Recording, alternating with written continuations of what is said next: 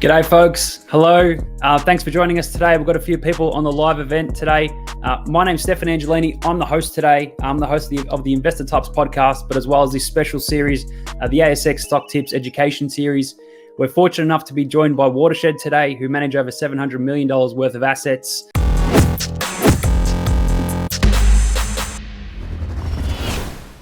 All right. Everybody, welcome back. Hello. On the screen, I've got Daniel McDonald, who founded and created the ASX Top Ticks Facebook group, is also director of McDonald Legal. Adrian Rowley from Watershed Funds Management, who's going to be our feature presenter today. Thanks a lot for coming on. And I'm, of course, your host, Stefan Angelini. I run Angel Advisory, a financial advisory practice based in Melbourne. It's quite special today, coming out of reporting season, which is, of course, something that grabs everyone's attention. We're lucky enough to be joined by Adrian to give us a bit of a wrap on reporting season. If you don't know Adrian, he manages quite a large company with a lot of funds under management. They've got a few different sectors to their business. They run what's called SMAs or managed accounts. Some of the areas they invest into are international sectors. They invest into large cap Aussie sectors. They also go into Adrian, that's your microphone that's going a little bit crazy, so I just muted you quickly there. They also have quite a good focus on emerging markets and emerging leaders, as well as small caps, which is obviously of big interest to the group. But what I might do is I might kick it off with introducing Daniel and Daniel's involvement in the group. Daniel, would you mind introducing yourself and maybe firing off a few questions to Adrian just to get us going? Yeah, sure. Thanks, Stefan, and hello, members. Welcome to our video today. It's really great to have you, Adrian. Thanks a lot for being here. A little bit about ASX Stock Tips Group. We started the group about 4 years ago. We just wanted to get a community together. We noticed there was a bit of a hole in Facebook in terms of having an online community where people could share trading ideas and insights into companies and sectors and emerging industries. So we started the group with just a handful of members, and since then it's now grown to be Australia's largest ASX stock trading community on Facebook, and we're just about to tip 50,000 members. And I guess the benefits the members get from the group is the ability to share ideas and communicate thoughts on particular companies, and use some of the contribution from the other members to formulate insightful investment decisions. And in between a lot of the rocket emojis, sometimes we actually get some of those insights they shine through. Quick question for you then. So since March, there's been significant growth in the IT sector. Assumption being a lot of this growth probably driven by a large proportion of the world's global workforce working from home and having to utilise IT infrastructure in order to function and do what they need to do. Does Watershed have a view that this growth in the IT sector is going to continue in the medium to long term? Yeah, look, we do. I think what this whole COVID crisis has done has really accelerated a lot of the thematics that are driving the IT space. So if you think about the big tech sectors, the Amazons, the Microsoft, a lot of their structural growth is coming from the shift to the cloud, and this environment has accelerated that. Plus, obviously, working from home, everybody buying online.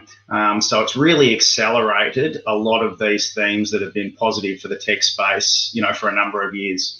But what we've also seen, I think, is more of there's been a big macro driver as well in that, and I'll touch on that a little bit in our presentation, but in an environment of ultra low interest rates with central banks pumping money into the system, it's very similar to the environment we had coming out of the GFC, and really any business that can grow its earnings in a low growth environment, which is what we're expecting for the next few years as the world slowly gets out of this, people are willing to pay a premium for that growth when it's hard to find. So you've seen really, really strong multiple expansion right across the tech space.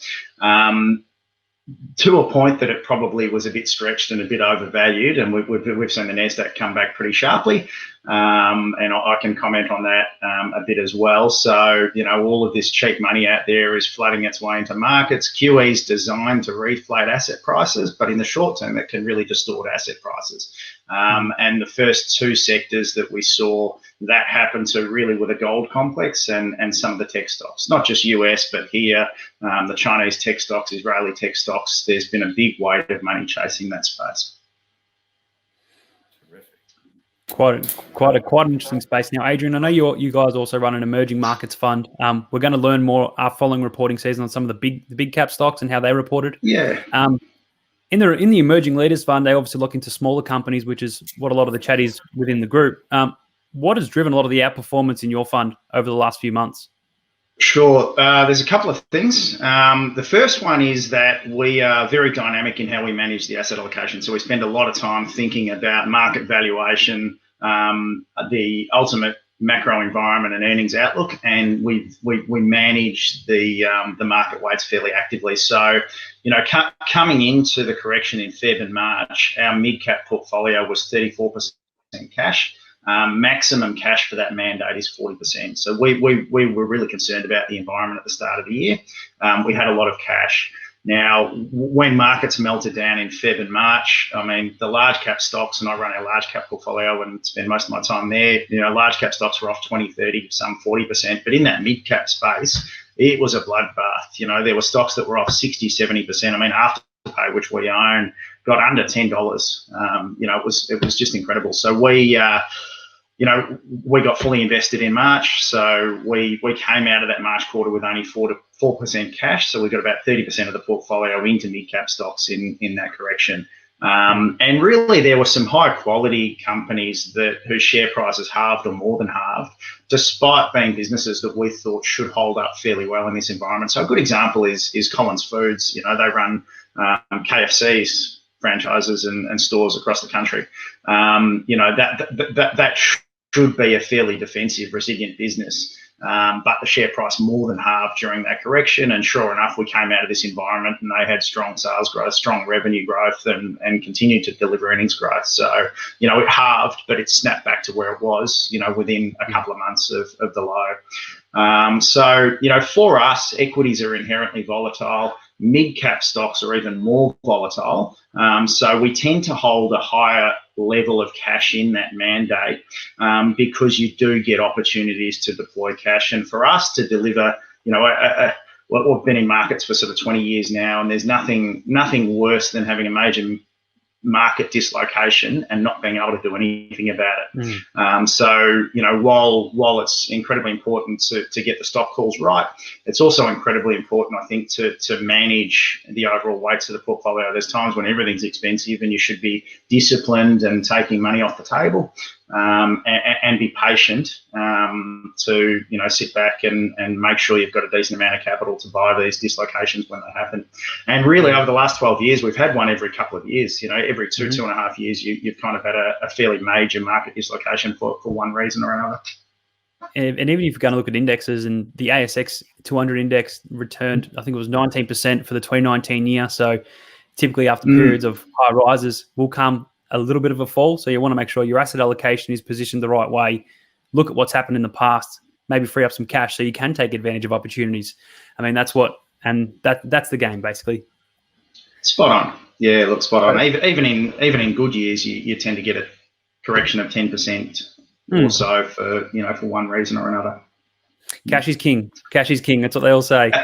At times. Without further ado, Adrian, what we might head into is into the presentation. You've got some really good data there, especially coming out of reporting season. And what we might do is we might take some questions from the audience as you're presenting and fire off some questions at the end of it. So what I'll do now is I'll bring up the presentation and I'll hand it over to you, mate. Great, thank you. So you can see my screen here if I flick through the slides. Yep, can see the whole PowerPoint. Yep, there we go. Brilliant. That's me when I had a little bit more hair. Here we go. So look, I'll start with, I can't help but do a little bit of a macro backdrop. I won't go through too much detail, but sitting here in Melbourne, you know, from our study, we're locked down and it's pretty easy to get a bearish kind of view of the world and markets and the global economy when we're in total lockdown. But the rest of the world is continuing to open up. Now we're watching this very closely at the moment because you have started to see some restrictions because of the second wave in Spain. The UK is talking about it a little bit. So that has us a little bit concerned. But broadly speaking, from the lockdown in March and April, the rest of the world has continued to open up. So this is just Google's mobility data. If you look at retail, for example, and this talks to those structural themes that we were talking about a little bit earlier. Retail sales, and sorry, I should go, the baseline here is January and February, so before the virus hit. So retail sales are now only sort of 10% below where they were. But if you go to something like, workplaces as well, workplaces now are only sort of 20% below where they were. So despite the fact that we're locked down here, most of the rest of the world, certainly Europe, large parts of the US and large parts of Asia are largely back to work. So if that continues, then effectively what we're looking at is a short, very sharp recession this year, but coming into next year, we should have relatively synchronized global growth from most parts of the world, and generally speaking, that's a pretty good backdrop for equities. Okay, but having said that, we came into reporting period with about 15% cash, with a view that we would get an opportunity to add to a few holdings during a reporting period, because it was likely to be a pretty tough one. The whole country was locked down pretty much for the last 3 months of the financial year. And in August, as results were coming out, Melbourne was back in lockdown again. So our expectation was that not only would results be fairly challenged, but outlooks would be fairly uncertain. So our view was that we've got to get an opportunity to deploy some cash during reporting season. Having said that, during August the market was incredibly resilient. We started the month at about 6,000. We finished the month at about 6,000, and there wasn't a lot of volatility. Having said that, we've seen a 5 or 6% fall in the first few weeks of September, and that's giving us an opportunity now to deploy some cash. But talking about valuation, so as I mentioned, we spend a lot of time thinking about the macro view and market valuation, as well as the earnings outlook, and determining what exposure we want to markets. This chart here shows the ASX 200 in the blue line. So you can see we nudged sort of 7,000 before the correction, shot all the way back down to 4,000, but then rebounded really quickly back to 6,000 we hit at the start of June. The red line here shows the underlying earnings of the ASX 200. So this is Bloomberg consensus forecast. So effectively, you saw analysts rebase earnings down about 30% as the world sort of went into lockdown.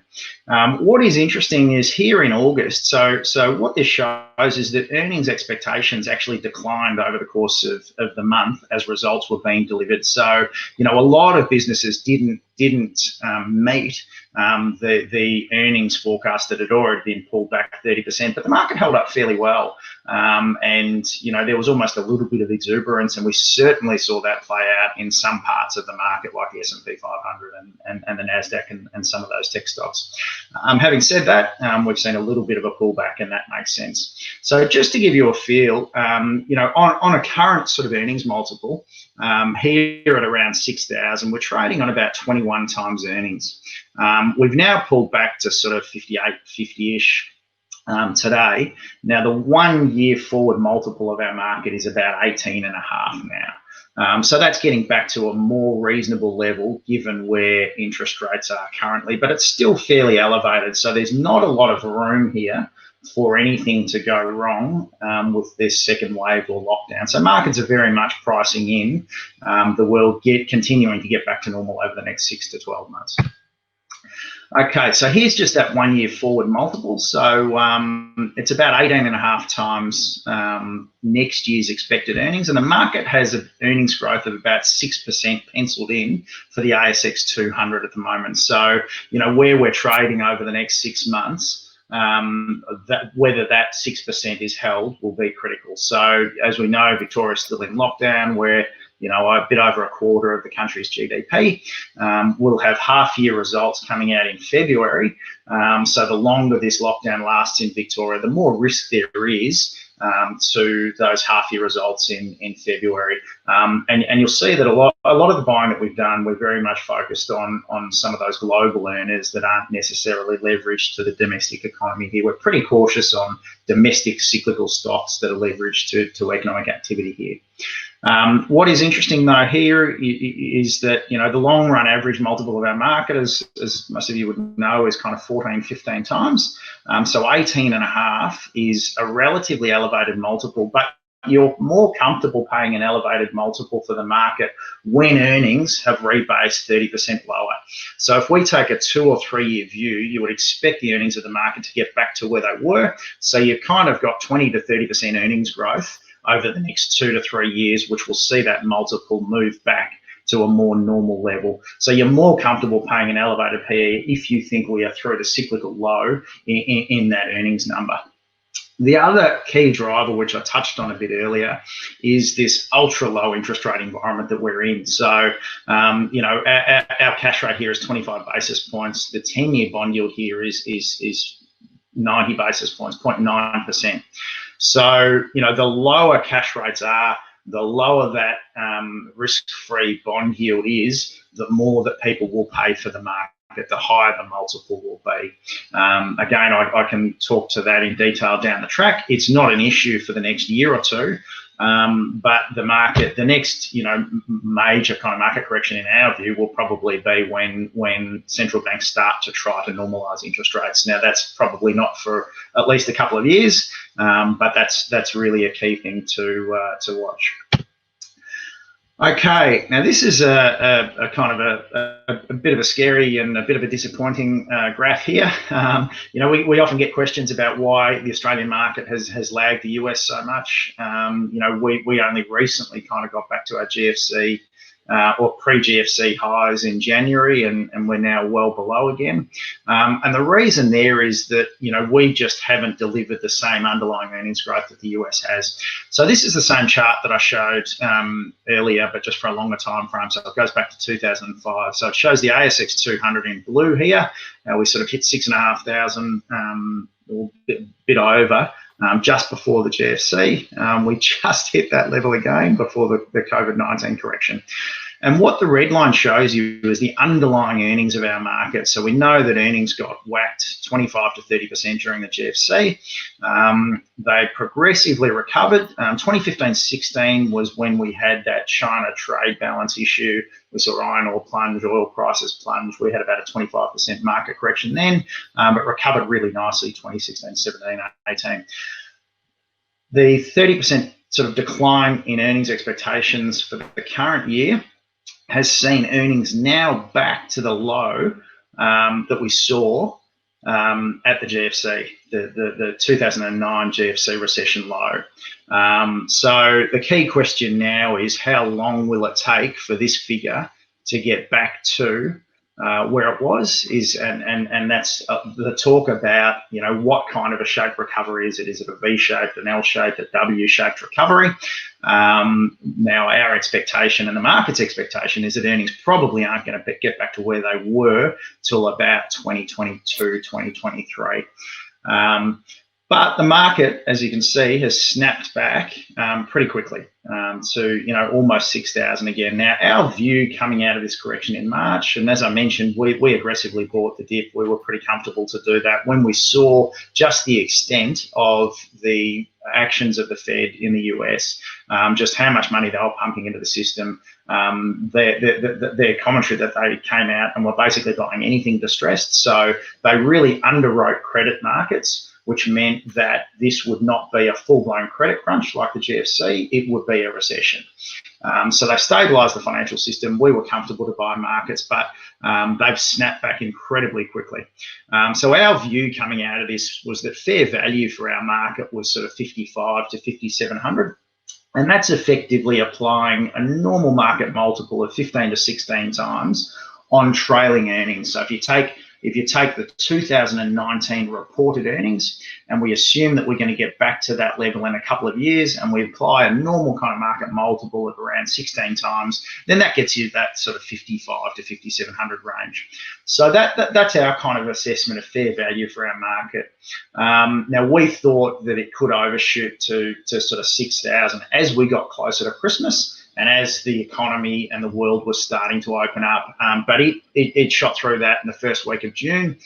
So within our large cap mandate, we went from fully invested back to 15% cash. With our emerging leaders portfolio, we went from fully invested back to about 17% cash. So that's just talking to the point I made earlier about dynamically managing the overall market exposure and cash weights. Okay, so Adrian, we've got a quick little question from the group. Someone said, well, if there is a COVID vaccine announced, what sort of a market do you think we'll have following that? Yeah, look, our view very much is this is very much a buy the dips market. So what is interesting, I think, is that the Fed at their meeting last week basically came out and said they're not expecting to increase interest rates until 2023. So if we have 2 years of central banks being super supportive and ultra low interest rates, as soon as people get confident that this economic recovery is sustainable, that money will continue to flow into equities and credit, because you're not going to get any money out of cash, any return out of cash, any return out of bank deposits, any return out of government bonds. So you're going to see money flood into anything that can deliver some earnings growth or anything that can deliver some yield.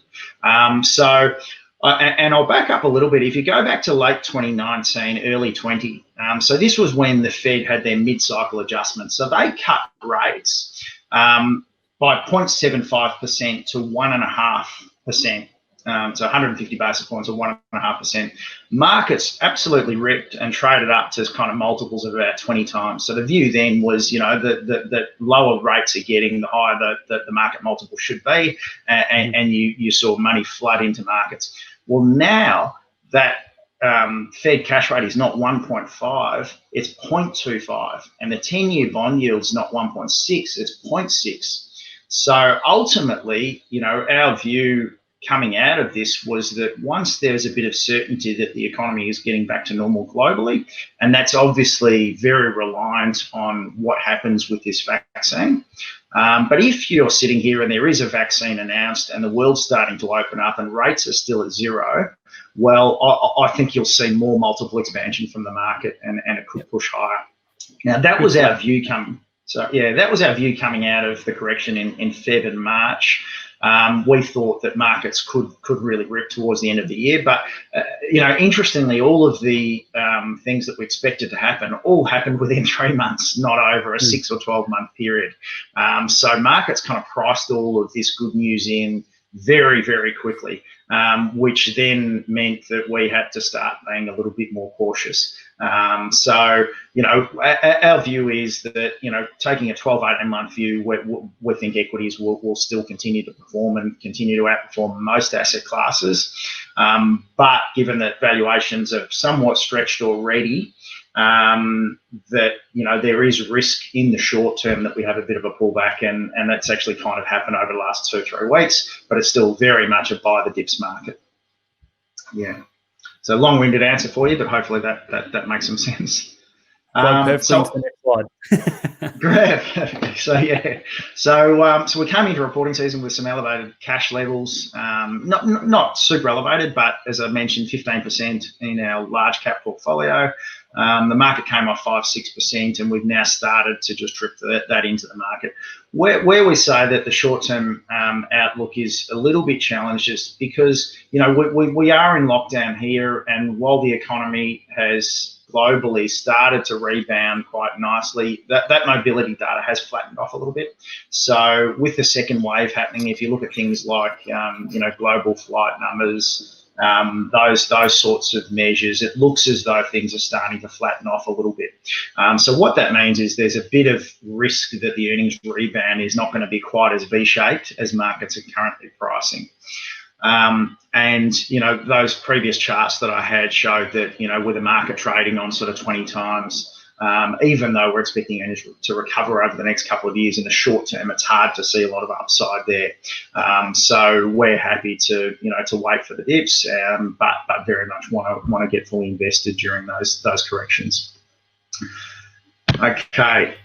So the 2020 reporting season, I'll run through just some of the key observations, I guess, and themes that we saw. So broadly speaking, earnings from the ASX 200 fell about 20% for the 2020 year, based on off the 2019 financial year. But coming into the correction, the market was pricing in, 8 to 10% earnings growth. So it went from a market pricing in, almost 10% earnings growth to earnings declining 20%. So it was about a 30% rebasing of earnings expectations. The biggest decline, no surprise, was from the banks. The banks reported shocking results. Now, it was only CBA that reported the full year result. The others provided trading updates, and they report next month. So that'll be interesting. But yeah, big downgrades from the banks, as you'd expect in a short, sharp recession, followed by insurance, awful results from IAG, QBE, and the like. The telco sector, so again, Telstra continue to underperform. Utilities, AGL had a shocker, and the REITs. Now, what's interesting about that is traditionally, telecommunications, utilities, real estate investment trusts, they would traditionally be some of the more defensive sectors that you would expect to hold up in a more constrained or challenged economic environment, but they were some of the hardest hit. So some of those defensive sectors have been the worst performers. And conversely, what's interesting is that some of the more economically sensitive sectors actually held up really well. So resources ex-energy held up well. So we only had about a 2% decline in earnings for the resource complex, and I'll touch on that a little bit later. Healthcare held up really well, as you would expect. But surprisingly, retail did really well. Normally, if you're in the middle of a recession, discretionary retail spending drops off a cliff, and you'd expect those retailers to struggle. But the massive cash handouts that we've had, as well as 6 months of mortgage relief, has meant that people's savings rates have actually increased over this period.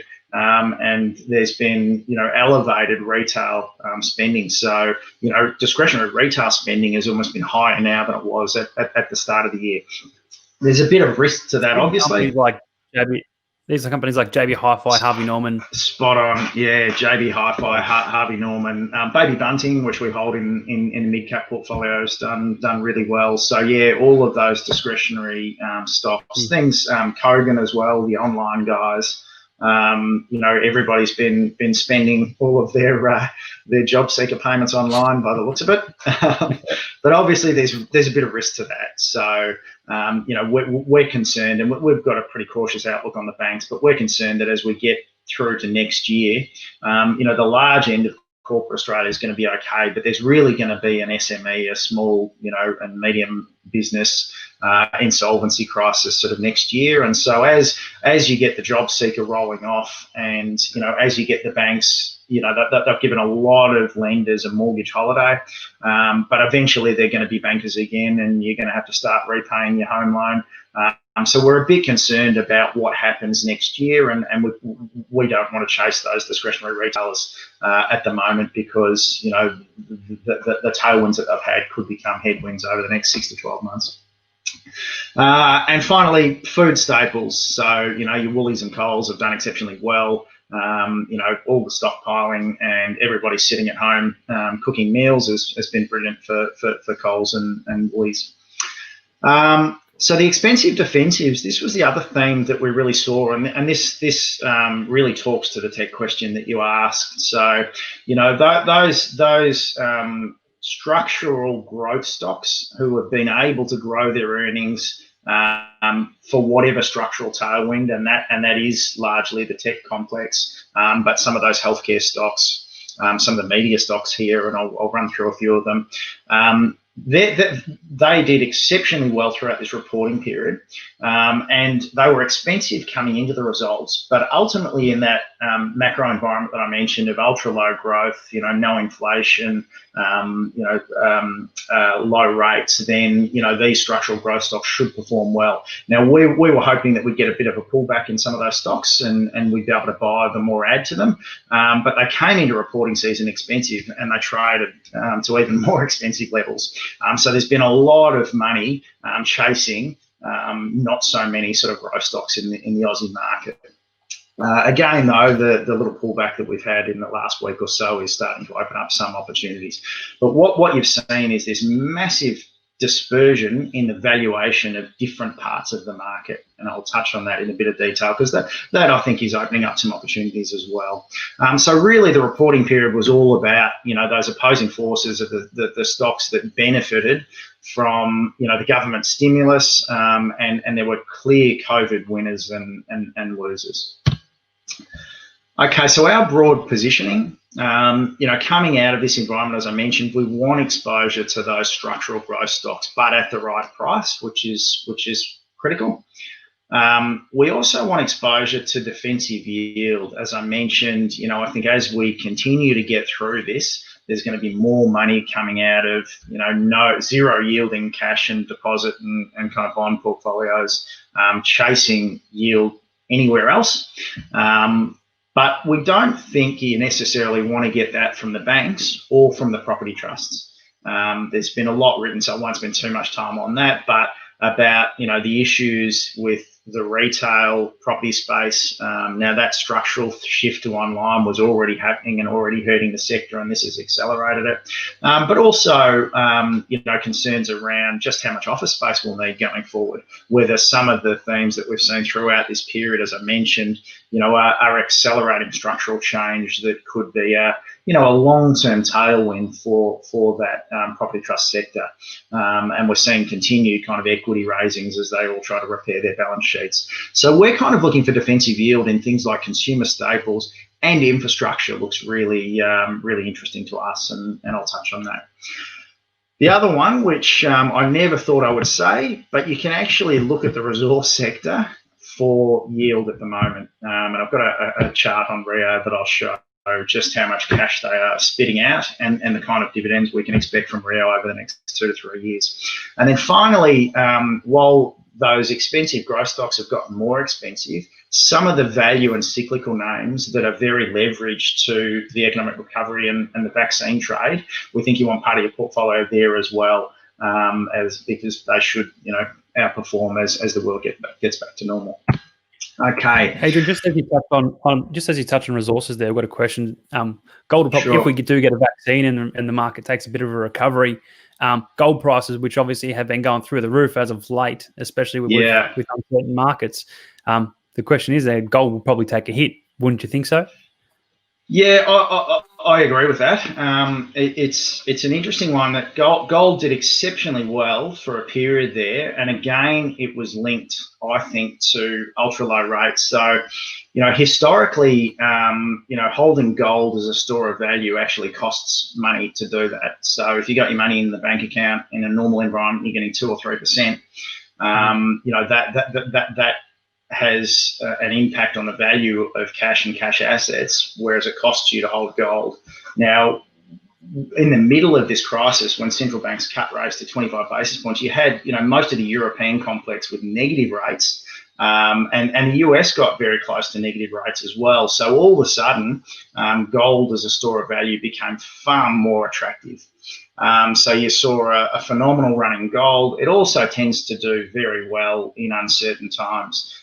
If you're the sort of person that likes charting and technicals, if you look at the gold price, the moving averages are literally kind of running in a triangle at the moment. So it looks like it could break either way, and you would want to either buy or sell the break. To me, I think the break is probably going to be down. As you say, if the world starts getting back to normal, and currently the market is not pricing in any rate hikes for a couple of years. But if we're sitting here in the middle of next year and you do have synchronized global growth, the world has to start thinking about sort of higher rates. So I think for the time being, gold's kind of had its moment in the sun. But if you're a technical kind of trader, I'd be looking just to watch which way it breaks. If, for example, we saw broad lockdowns happening again in parts of the world because of this second wave, then all of a sudden, I think gold will have another pretty strong leg up. Yeah, beautiful, man. Thanks. No worries. Sorry, what was that one? Which we're seeing now, obviously, with what's happening in the UK, some more lockdowns seem to be coming. Yeah, spot on. And I won't get into a political debate about whether I think that's right or wrong. Well, I'll just say I think it's wrong. I think the cure is becoming far worse than the disease. Certainly, if they do start to lock down again. But we're starting to see signs of it. So that's really one to watch closely. And that would fundamentally, where we have a broader view that we want to buy the dips, if you did start seeing, broad lockdowns again, then you'd want to significantly increase your cash levels, because, the little 5% correction that we've seen could become a 10 or a 15 pretty quickly. Yeah. So if I look at the market, and this is just the underlying composition of the market, just into the broad-based sectors and the earnings that they delivered. So you can see the overall market earnings came off about 20%. Resource sector earnings held up really well. Now, if we look at the broad market, really analysts out there aren't expecting earnings to recover to where they were till the 2022-23 financial year. So we've got fairly flat earnings here from Macquarie. If I look at Bloomberg consensus, you've got about 6% earnings growth coming through. So they're a bit more cautious than the market. But resources held up really well. So after delivering 20% earnings growth last financial year, the resource sector's earnings held up really well. Now, I'll touch on this in a bit more detail later, but the market's currently got earnings coming off for the resource sector, but that's just really a function of them normalising commodity prices back to the sort of long-run average. So we actually think there's some upside risk there, and we think that number could move from negative to positive, and that the resource sector is actually in an upgrade cycle. The banks, wow, 30% decline in earnings there, expecting a bounce back over the next couple of years, but that is obviously reliant on, vaccines and how long we are locked down. So that's a very, very difficult number to try to predict at the moment. Trying to predict what happens with bad and doubtful debts at the banks is going to be really difficult. I'll touch on that a bit later as well. So then breaking up the other sectors, as you would expect, your staples held up pretty well. Healthcare held up really well, but insurance, diversified financials, communication services, utilities, and REITs were all pretty tough. And for some of those sectors, we're not expecting a rebound next year as well, or a rebound next year either, which means that we're happy to completely avoid them. Okay, so sector performance, we've touched on this one already, but what it showed you is the companies or sectors of the market that were able to deliver earnings that were roughly in line with last year had phenomenal performance. So what it meant is earnings declined slightly, but share prices went up a long way, which meant that they went from being relatively expensive to even more expensive. So things like IT, if we look at healthcare, earnings down sort of 2%, but stocks up 16% over the last 12 months. IT, obviously, that's the buy now, pay later sector that's done exceptionally well. That's Xero and a few of those other large cap IT stocks. Materials did well, so that's the resources that I'm talking about, and consumer staples. So you had a pocket of the market, but it was really only those sort of 5 sectors that delivered positive share price returns over the last year. And as you would expect, energy, financials, REITs, those COVID losers were all belted over the course of the year. Having said that, some of these, like energy, we think look fairly interesting. Okay, this is the PE dispersion that I mentioned. So coming through August, the share price reactions were really interesting. So what this shows is in blue, the earnings revision. So what that means, if it's something positive, so if we look at retailing here, what that means is that the retailers delivered earnings that were slightly above the analysts' expectations. So they slightly beat the analyst expectations, but you saw share prices pop 10% on the back of it. So with the tech, with healthcare, for example, so some of these sectors slightly missed the market's expectations, but the share prices still rallied. So that to us was a bit perplexing, but really I think it's all been driven by style rotation or fund flow. So, and again, I'm not sure if there's too much jargon here, just let me know. But, you know, you've got different style managers out there. There are growth managers that have done exceptionally well over the last few years, and there are value managers that have had an incredibly tough period. And going back a couple of months, there was a few articles in the press, so it's fairly well known, but a few, you know, high quality, long-term value managers lost big mandates. They lost, you know, sort of $1.5 billion mandates. And all of that money is going across to these growth managers. So they're getting huge fund flows, and all that money is then going into a handful of those growth stocks in our market. So despite these companies slightly missing and already being expensive, you've just got this wall of money that's been chasing these stocks. So the great companies, we like them. But the point that I mentioned earlier is we like them at the right price. But even, you know, it was really interesting how the market started at 6,000, it finished at 6,000. Even sectors that disappointed, so, you know, telcos, utilities, the set banks that delivered results that were, you know, analysts were expecting the results of the banks to be sort of 30% lower, but they've missed even that. Same with telcos and utilities, but the share prices actually pushed up during reporting periods. So it was a really unusual environment, but we're starting to see that shake out a little bit now. It's quite surprising around the telco space, though. You'd think, Adrian, the common sense would suggest that with a huge dependency on the global population requiring the services of telco, you would actually think that particular sector would perform very well. Yeah, look, it should be, but the two, a few interesting things. So Telstra is obviously the biggest driver in that space. It's kind of the you know, dominant stock in that complex. So you know, the broad sector numbers are really reflective more of Telstra than the others. But really, the biggest driver for Telstra, or negative driver for Telstra, is the NBN rollout. So, you know, Telstra's old business where they had, you know, ISDN broadband going into households, their margin on that broadband business was almost 50%. Their margin on reselling the NBN was about 1.5%, I think, in the full year result. So this massive shift to the NBN with all the telcos trying to resell the NBN, and it's a land grab, but they're trying to do it and making no money out of it. So that's the biggest drag on Telstra. Now, their mobile business eventually will turn around and they should do okay. But the other thing which was interesting is there was something like a $200 or $300 million hit because there was no international roaming.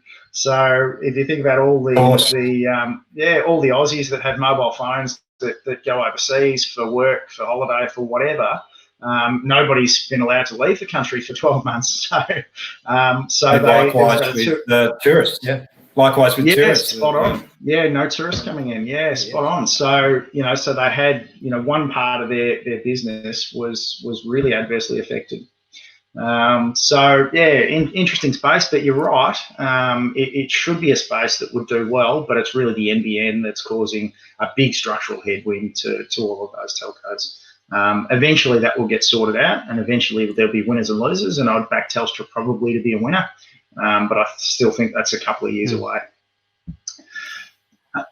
Now, Adrian, I'm just thinking about time and our audience. I was hoping if we could maybe get your view on PEs. No worries. Your price to earnings multiple, and then if we could go into some of the stock focuses that you've been looking at. No worries. Then we'll take some questions. Not a problem. I might just flick through to some of the stock fundamentals. This is an interesting one. The comment that I made about, you know, looking at some of the resource stocks for yield. So this chart here just shows the iron ore price. So the iron ore price is about $125 a tonne at the moment. This shows the long-term price going back to 2012. So at the moment it's about $124. And you'd expect that to be weak during a recession, but obviously, you know, China had a short, sharp slowdown, and then it was, you know, back on the tools. So at the moment, and these are just Citigroup numbers, they've got a forecast iron ore price of $100 this year, spot's 124. That's probably about right. There's only a few months to go. And then they've got it normalising to $90 next year, then $80, then $60 from 21, 22, 23. For as long as I've known, analysts have always normalised the price 3 years out. So, if the iron ore price is $20, they'll have it going up to 60 3 years out. If it's 100, they'll have it going down to 60 sort of 3 years out. Now, given that iron ore price assumption, which I think is pretty conservative, so you've got iron ore going from 125 all the way back down to $60 over the next 2.5 years.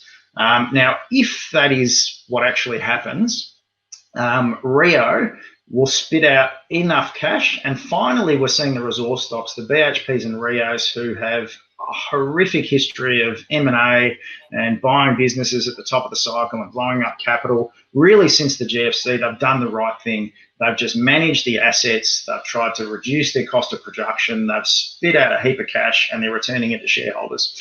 So if the iron ore price goes from 90 to 80 to 60, on Citi's numbers, they'll pay an average dividend yield, fully franked, of 9% over the next 3 years.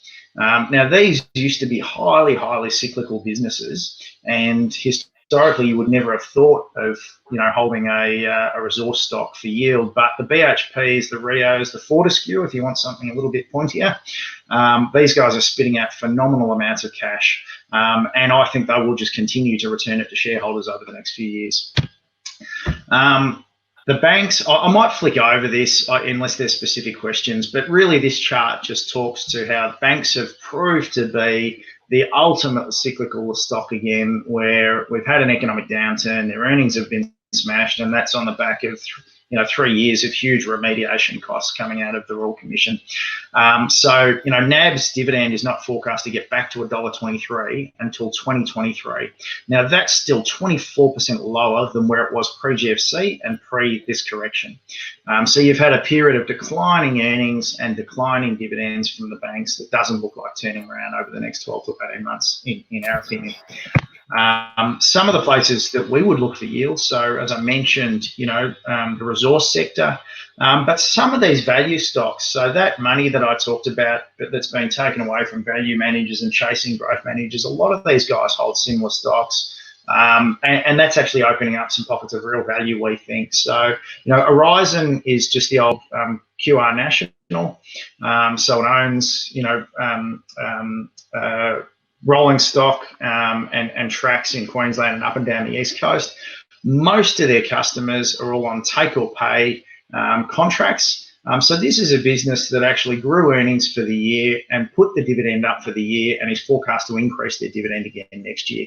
It's forecast to pay about 26 cents per share fully franked. So that gives you about a 6% dividend yield, fully franked, from mostly pay or take or pay contracts. So we see very little risk that that's not going to be met. But you can see what the share price reaction as there's been that rotation out of value into growth. So the red line, the blue line here just shows the Horizon share price. The red line there shows the dividends that Horizon's paying. There's a clear disconnect there that we think is interesting and attractive, and we'd much rather own that for defensive yield than the banks. Some of the COVID losers. Just quickly, Adrian, just to step in, just remind everyone that this sort of general information we're talking about. Absolutely. While we are focusing on specific stocks, of course, do your own research and seek advice from a professional. But that's all I'll say. I'll let you hand it over, because I know Sydney Airports has been getting a great amount of attention from a lot of people. Yeah, look, I think it's probably one of the best buys in the market. And from our broad portfolio positioning, at the start of this year, we had no infrastructure in the portfolio because the whole sector looked too expensive to us. But in this environment, we saw all of those stocks come off, 20, 30, 40% pretty quickly. And this very much is a short-term issue that'll wash through. So we put Transurban into the portfolio in March, and we've just added Sydney Airports to the portfolio over the last week. So this is, clearly a business that has, it's a critical piece of Australian infrastructure. It's still going to be a critical piece of Australian infrastructure in 100 years. There's obviously zero traffic going through the airport at the moment. They raised $2 billion. And again, this is where we say you need to be a bit patient. They raised $2 billion to shore up the balance sheet. So the equity raise is out of the way. They can now get through this period, and hopefully we're sitting here in 12, 18 months time and things are back to normal. Interestingly, during the reporting period, when they did the equity raise, it was being done at a 15% discount. We thought, went into trading halt for 3 days. We thought, you beauty, we'll get an opportunity to have a decent swing here. It started trading and it was up 5% that day and then 3% the next day. So that's this spike here. But anyway, we're patient, and as this dragged on and Victoria went into the second lockdown, share price, got kicked back to $5.50. I'd be very surprised if it's not back to sort of $8 in a couple of years, and they'll return to paying dividends, I think, towards the end of next year. So some of these COVID losers we think look really interesting. The other, so I mentioned we added Transurban. We like these infrastructure stocks for yield, maybe not for the next 6 to 12 months, but going further out. Atlas Arteria, we also added to the portfolio. So it's effectively a Transurban, but it owns toll road predominantly in Europe. So it owns one key toll road that runs through France. Now, most of Europe is back to normal, and their volumes are almost back to normal, but the share price is still sort of 30% below where it was. So we like that.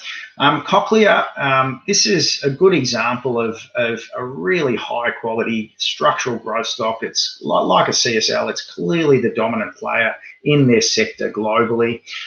They spend more on R&D than all of their competitors combined, and which will see them always ahead of the technology curve. Now, when the lockdown happened, elective surgery was effectively shut down globally. If I look at Europe now, elective surgery is back to about 80% of the level that it was before the lockdown. It's still locked down here, but most of the rest of the world is getting back to elective surgery. Again, Cochlear raised a couple of $1 billion, and they've continued to invest in R&D all throughout this period. So that's a great example of, now this is one of those stocks that it reported a result that was, pretty weak. It was down some 20% on the year before and had a pretty weak outlook because the lockdown was still ongoing. But it popped almost 10% on the day of the result. So it was an example of one of those structural growth stocks that was expensive that got even more expensive. Having said that, we were patient, and it got back to $1.90, bottom end of the trading range, and we put that into the portfolio just last week.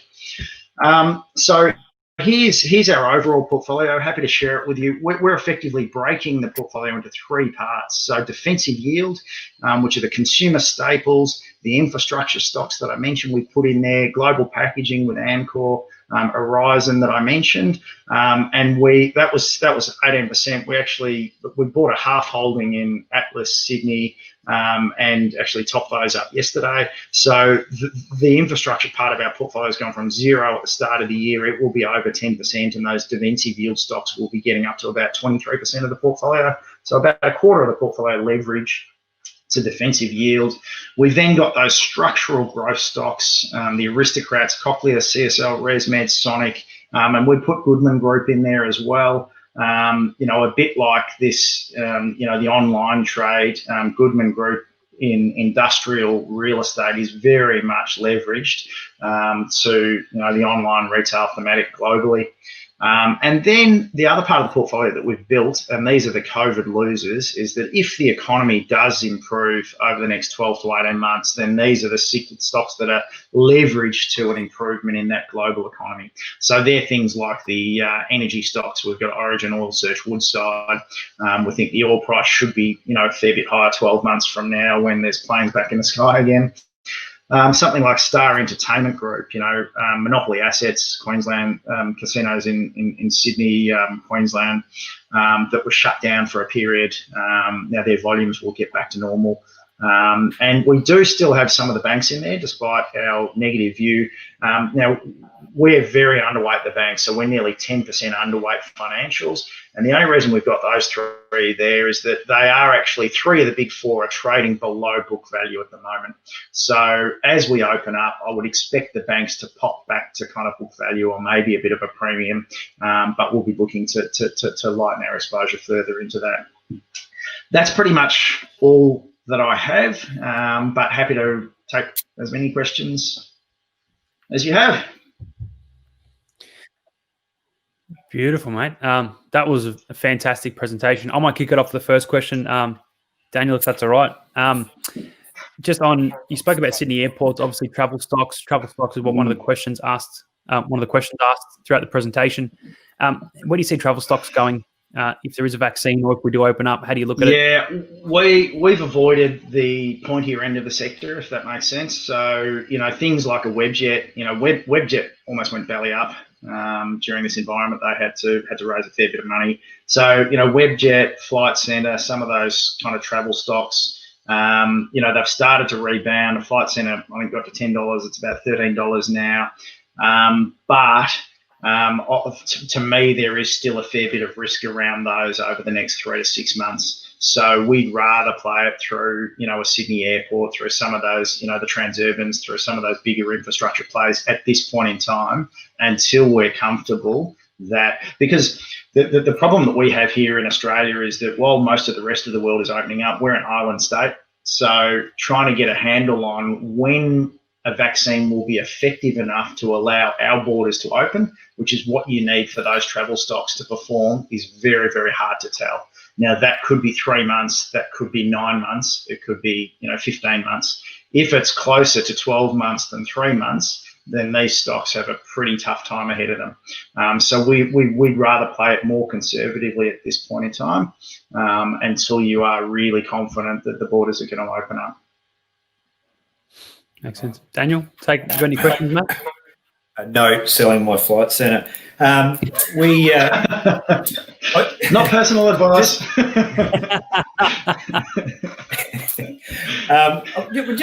Just, what is the view of Watersheds on some of the airlines? I mean, do they think that they've kind of bottomed out, or do you think there's a potential for them to have further to go with the rest of the world opening up? It's very, very hard to tell with a Qantas. Qantas should come out of this reasonably well because their main competitor is going to be very constrained. So Virgin tried to take on Qantas as a full-service airline, and under the new private equity kind of ownership, I think it will be cut back to a kind of a more core service and a more budget airline again, which should give Qantas a much more dominant position as we come through this.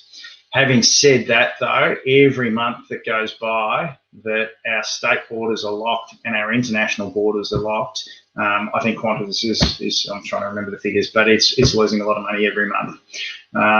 So again, until you're comfortable that those borders are going to open up, I think there's still probably a bit of risk there.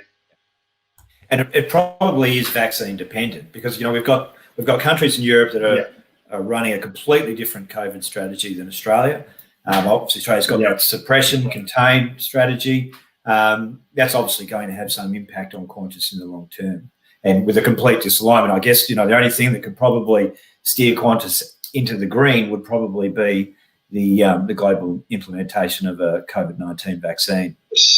Spot on. I mean, I saw a headline this morning that apparently 3 cases in WA have popped up now, and they've had no cases for ages, and it was 3 return travellers. So, that's just another example of I think the government response will be to continue to have it locked down until they're 100% certain that we have a vaccine that works, and trying to get a vaccine that's, manufactured in volume, that's then, distributed among the population to the point that we get that herd immunity.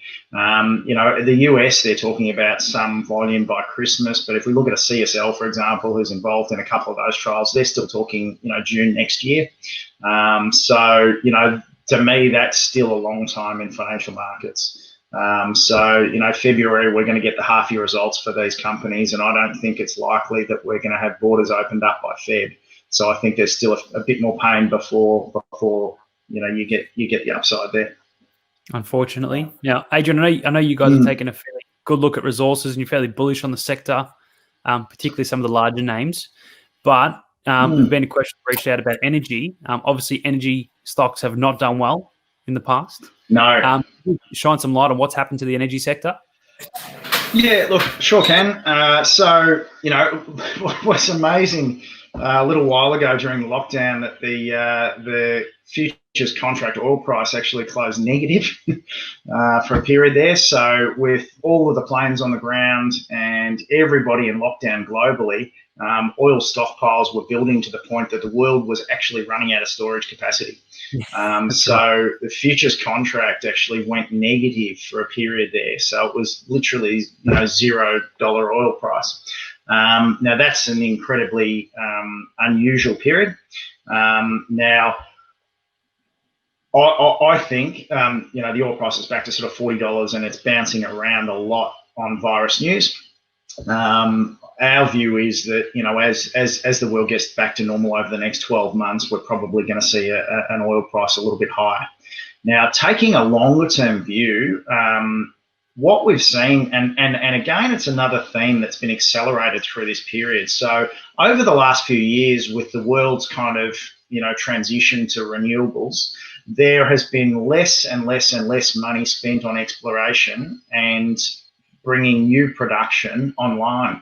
So a lot of the world's oil fields are actually in decline at the moment. And again, this has accelerated. So there's no new oil coming to market over the next 2 to 3 years. So if you take a longer term view, we've got demand that really probably hasn't tapered very much, but production's starting to decline. So taking a longer term view, we're actually pretty constructive on the oil price.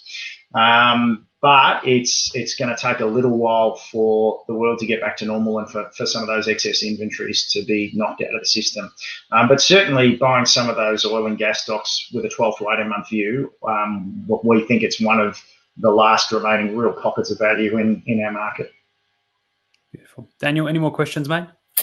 Look, I'd be doing the group a great disservice if we didn't talk a little bit about BNPL, the buy now, pay later sector.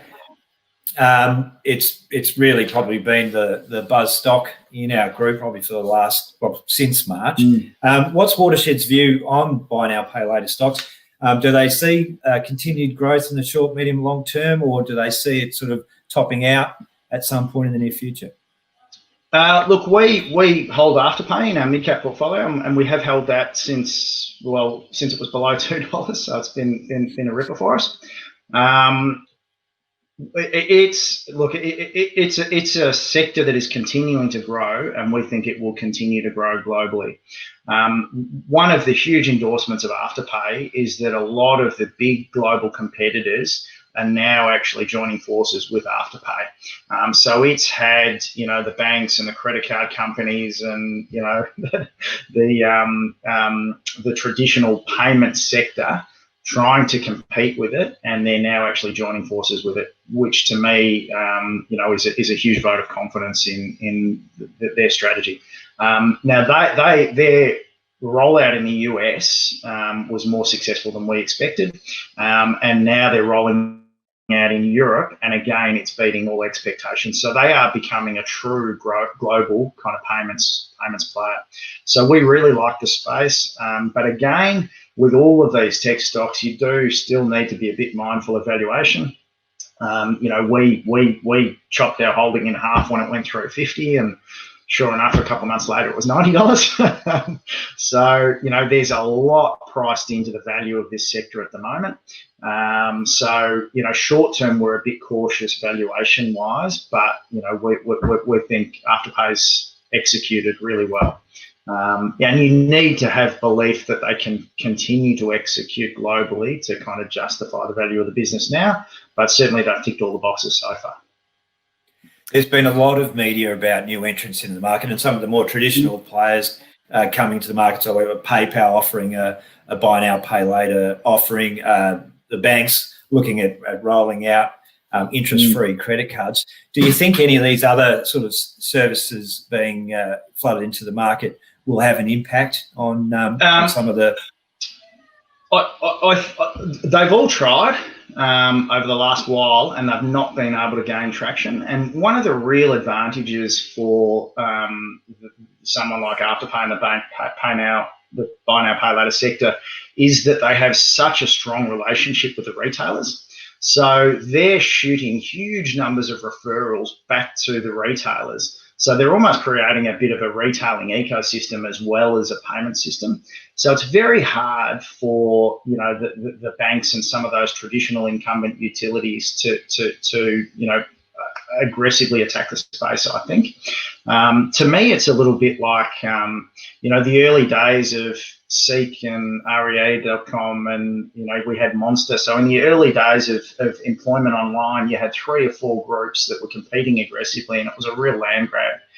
But you ended up with one dominant player, and then it's incredibly difficult for others to compete once they've got that market foothold. You saw it with the employment space. You've seen it with the real estate.coms, the online advertising space. And I think now the deals that Afterpay has done with the big global majors is testament to the fact that I think they're starting to win that global land grab.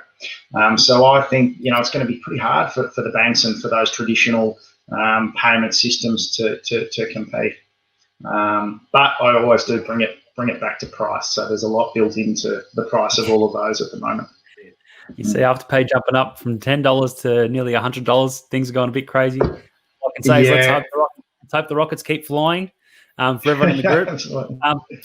There was a question about an ETF potentially coming up in the buy now, pay later space. So whoever asked that question, we've got a few episodes coming up, a few education events with ETF providers. So VanEck and Beta Shares. I know, look, some of these providers have started ETFs in the online gaming space. We can ask the question about the buy now, pay later space, so don't worry about that. Look, I'm probably going to end it there, Adrian. An amazing presentation. Thank you so much for your time. I do really appreciate you coming on. Daniel, thank you for sponsoring. Thank you for starting the group. Did you want to have a quick 30 seconds about McDonald Legal, just so everyone knows what you do? Oh, sure. Yes. McDonald Legal are a full-service law firm, commercial property, estate planning, self-managed super funds, anything in that space. So operating out of Victoria, but we operate in all jurisdictions. So. Beautiful, mate. Thanks a lot. And at Angel Advisory, if you're looking to build an investment portfolio, that's what we do for a living. We also focus on tax planning and superannuation. Adrian, we use you in our portfolios. Thank you so much for your time. I appreciate you coming on. Again, mate, very insightful. Thank you very much. No worries at all. Pleasure. To everyone out there, thanks a lot. I hope you enjoyed it. See you later.